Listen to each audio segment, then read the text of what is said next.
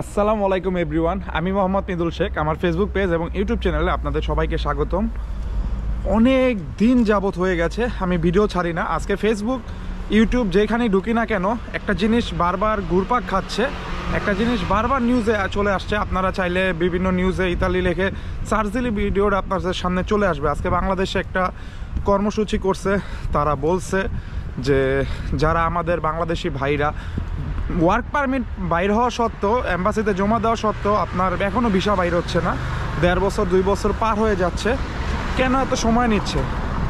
ইতালির নিয়ম অনুসারে কিন্তু ওয়ার্ক পারমিট বের হয়ে যাওয়ার পর বা নুলস্তা বের হয়ে যাওয়ার পর যখন আপনি জমা দিবেন বাংলাদেশ বিএফএসে এম্বাসিতে, তখন কিন্তু আপনার 6 থেকে 7 মাস 8 মাস লাগতে পারে। এর মধ্যে ভিসা দিয়ে দিতে হবে, নয় রিজেক্ট করে দিতে হবে।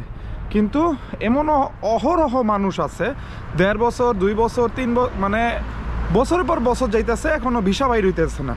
সমস্যাটা কোন জায়গায় জানি না। গত বছর যখন ডক্টর মোহাম্মদ ইউনুস আপনার নতুন উপদেষ্টা প্রধান হয়, তখন কিন্তু তারা বলছিল সেখানে যে এটার সমস্যা সমাধান হবে, ডিসেম্বরের মধ্যে সব ভিসা দিয়ে দিবে, ক্লিয়ার করে দিবে যারা 2024 বা 23-এ আপনার নুলস্তা জমা দিছে। কিন্তু এখনও কিন্তু ভিসা দিচ্ছে না, কেন আমার জানা নাই। তাদের ভিডিও থেকে একটা জিনিস দেখলাম, অহরহ মানুষ মারা যাচ্ছে। আপনার অনেকে টেনশনে হৃদরোগ, হার্ট স্ট্রোক করে মারা যেতেছে। একটা কাহিনী শুনলাম, একটা লোক নাকি সুসাইড করছে। সুসাইড কেন করছে? সে মধ্যপ্রাচ্যে থাকতো 8 বছর ধরে, ভালো টাকা ইনকাম করতো, তার পরিবারের জন্য ভালো একটা ইনকাম পাঠাতো দেশে, রেমিটেন্সের কিন্তু একটা খাতে অবদান রাখতো। তিনি তার পরিবারকে আরও ভালো রাখার উদ্দেশ্যে যখন কাগজটা জমা দেয়, আপনার ওয়ার্ক পারমিট বের হয়, সেটা বাংলাদেশ এম্বাসিতে জমা দেয়। কিন্তু 1.5 বছর 2 বছর হয়ে যায়, কিন্তু তারা ভিসা দেয় না। অথচ সে কিন্তু সব চাকরি বাকরি ছাইরা আইসা বাংলাদেশে আইসা পইরা আছে, তার বিদেশে কাজ ছাইরা সব কিছু। কী করবে? যখন বাংলাদেশে আপনি কাগজ জমা দিবেন নুলস্তা বা ওয়ার্ক পারমিটটা, তখন কিন্তু আপনাকে অবশ্যই সাথে আপনার পাসপোর্ট জমা দিতে হবে। পাসপোর্ট কিন্তু তারা রেখে দেয়, পাসপোর্ট কিন্তু আপনাকে দিয়ে দিবে না। যখন ভিসা দিবে তখন আপনাকে পাসপোর্টে সিল মেরা দিবে, বা রিজেক্ট করলে তো পাসপোর্ট দিয়ে দিবে। তো সুসাইড করছে, কি করবে ভাই? সে তার বিদেশে কর্মজীবন ফালায় আইসা নুলস্তা বা আশা নিয়ে আসছে যে আমি ইতালি যাব, সে জমা দিছে বাংলাদেশ বিএফএসে, কিন্তু তাকে হ্যাঁও বলে না, নাও বলে না। বছরের পর বছর কাগজটা ফালায় রাখছে, সে বিদেশেও যাইতে পারে না। এমতো অবস্থায় সে টেনশন থেকে সুসাইড করে ফেলছে, মারা গেছে। আল্লাহ তাআলা জান্নাত নসিব করুক। এরকম অহরহ মানুষ মারা যাইতেছে। অলরেডি আমার নিজের ফ্যামিলি গত বছর কিন্তু আপনার নুলস্তা জমা দিছে, অলরেডি 9 মাস পার হয়ে গেছে, এখনও কোনো খবর নাই, ভিসার খবর নাই। জানি না কবে বাইর হয়। আমাদের সাথে অনেকেই জমা দিছে, কারোই ভিসা বাইর হয় নাই। রিসেন্টলি আমার ওয়াইফও আপনার বাংলাদেশ এম্বাসিতে যে কাগজপত্র জমা দিছে নুলস্তা, সে বিভিন্ন মানুষের মানে কথা বলছে না, একজন একজনের সাথে কথা বলে না, এরকম কথা বলে জানতে পারছে যে অনেকেই নাকি 2025-এ আপনার নুলস্তা জমা দিছে, কিন্তু ভিসা পেয়ে গেছে। আবার অনেকে 2024-এও কাগজ জমা দেওয়া খবর নাই, 23-এও জমা দেওয়া খবর নাই। কেমনে সম্ভব হইতেছে জানি না। তারা কি সিরিয়াল মেনটেন করে কাগজ দিতেছে না, নাকি কিভাবে কি দিতেছে আমার জানা নাই, সত্যি আমার জানা নাই। অনেকে 1 মাসের মধ্যে কাগজ পাওয়া যেতেছে, অনেকে 1.5-2 বছর পার হয়ে যেতেছে, কাগজ পাইতেছে না। অহরহ আপনি যাকে জিজ্ঞাসা করবেন এই জিনিসটা জানতে পারবেন, যাকে জিজ্ঞাসা করেন না কেন। তো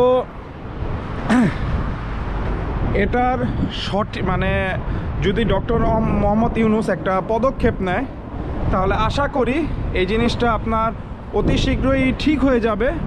যে আশ্বাসটা দিছে যে সব কাগজপত্র চেক করে হয় রিজেক্ট করে দিবে, নয় ভিসা দিয়ে দিবে, এই জিনিসটা আশা করি ঠিক করে দিবে উনি দরকার হলে ইতালি এসে ইতালির যে সরকার জর্জা মেলোনি, ওনার সাথে একটা বৈঠক বসে মানে এটা যত দ্রুত সম্ভব ঠিক করে দেখ। কেননা এটা কিন্তু শুধু আমরা যারা ইতালিতে থাকি কাগজপত্র জমা দিছি তাদের সমস্যা না, এটা পুরা বাংলাদেশের জন্য সমস্যা। আপনার এছাড়াও ওইখানে ভিডিওতে দেখলাম 2014 থেকে 2024 সাল পর্যন্ত নাকি লিবিয়া দিয়ে প্রায় 1200 মানুষ নদীপথে মারা গেছে। এর থেকেও বেশি, এটা তো রিপোর্ট অনুযায়ী এর থেকেও বেশি আমার জানা মতে। তো এই লিবিয়া দিয়ে যারা আসতেছে তারা কিন্তু এতটাও রিস্ক নিয়ে আসতো না, যদি সঠিক পথে আপনার ভিসাটা দিয়ে দিত তারা। অথচ যারা লিবিয়া দিয়ে আসতেছে তাদেরও কিন্তু অনেক টাকা খরচ হয়। এই সঠিক পথে যারা আসে এরকমই কাছাকাছি টাকা খরচ যায়। যদি সঠিক পথে ভিসাটা মানে দেওয়া শুরু করে দেয়, মানে নুলস্তা বের যাওয়ার পর বিএফএসে যখন জমা দিবে তখন যদি ভিসা 6 মাস বা 7 মাস একটা রেজাল্ট দিয়ে দেয়, তারা কিন্তু এরকম কঠিন পথ বাইছা নিত না, তারা এভাবে মৃত্যুবরণ করা লাগতো না। তো আমি জানি না এটা কবে ঠিক হবে, কিন্তু যেহেতু আজকে বাংলাদেশে এই ভিডিওটা ছাড়ছে, আমার খুবই ভালো লাগছে ওনাদের মানে উদ্যোগটা। সবার উচিত এরকম মানে উচিত প্রতিবাদ করা। ওনার ভিডিওটা আমার কাছে আসলে অনেক ভালো লাগছে, অনেক গুরুত্বপূর্ণ, অনেক ভালো ভালো কথা বলছে।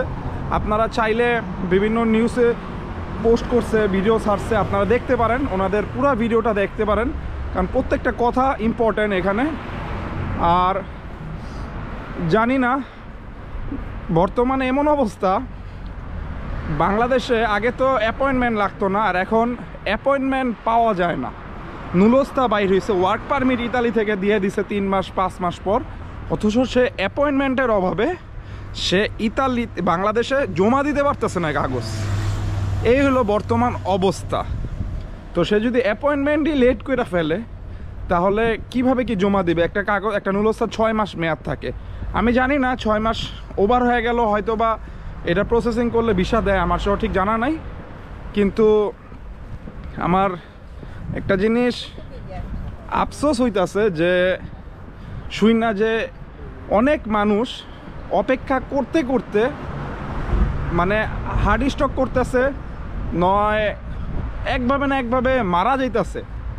আর মধ্যপ্রাচ্যে যারা অনেক ভাই আছে, আমার অনেক ভাই যারা আপনার অলরেডি স্বপ্ন নিয়ে রাখছে ইতালি প্রবেশ করবে একটু ভালো থাকার জন্য, আরও ভালো রাখার জন্য ফ্যামিলিকে। তো বাইরের মধ্যপ্রাচ্য ছাইরা বাংলাদেশে আসছে, নুলস্তা বাইরে এসে জমা দিছে, বাংলাদেশে পইরা আছে।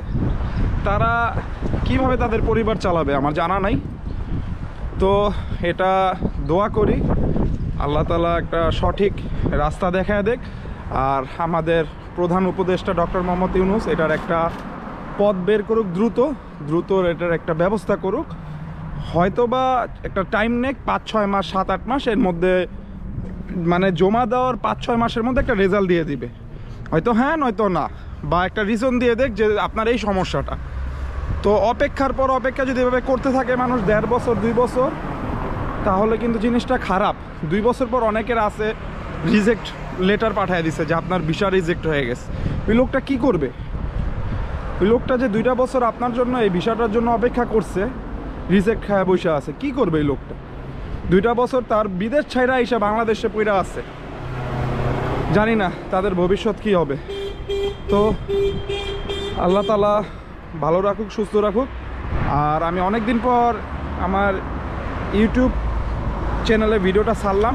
আমার যদিও ফেসবুক পেজটা আগে হ্যাক হয়ে গেছে, তো আমার নতুন একটা পেজ করছে, ভিডিও ছাড়ি না আগের মতো। আসলে সপ্তাহে মন চাইলে একদিন ভিডিও বানাই, নাইলে বানাই না, এমন একটা অবস্থা। তো আগের মতো আসলে ইচ্ছা শক্তি নাই। আর আমি একটা জিনিস বলে রাখি, আপনারা যদি ইতালিতে আসেনি তাহলে হাতের কাজটা শিখে আসবেন।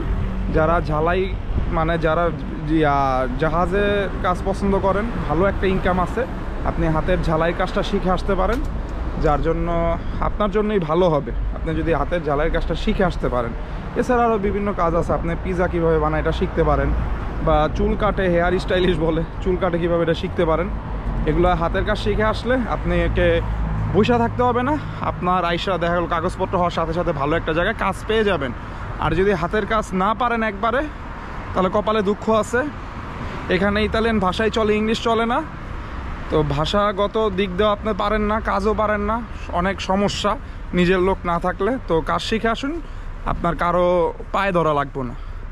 তো ভালো থাকবেন, সুস্থ থাকবেন। অনেক প্যাক করছি, আর আমার ভুল ত্রুটি হলে ক্ষমা করবেন। আর যদি ভালো লাগে আমার ইউটিউব চ্যানেলটা সাবস্ক্রাইব করে দিন, আমার ফেসবুক পেজটাও ফলো দিয়ে দিন। তো আল্লাহ হাফেজ। এটার মানে সংশোধন করে ফেলুক যত দ্রুত সম্ভব। যাদের অনেক আগে জমা দিছে একটা রেজাল্ট দিয়ে দেখ, হ্যাঁ হয়তো বা না। ভালো থাকবে, টাটা।